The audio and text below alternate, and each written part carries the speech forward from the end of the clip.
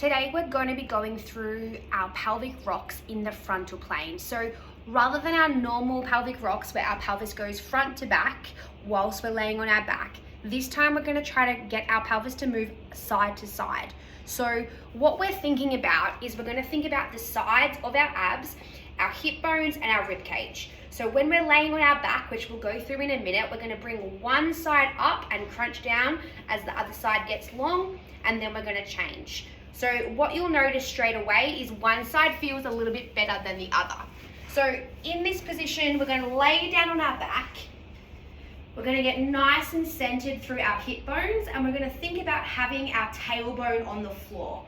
The whole way through the exercise, our hips are going to stay on the mat, and so is our ribs. From here, we're going to think about trying to draw our pelvis up to our rib cage as the opposite pelvis goes away from the rib cage. Then we're going to change.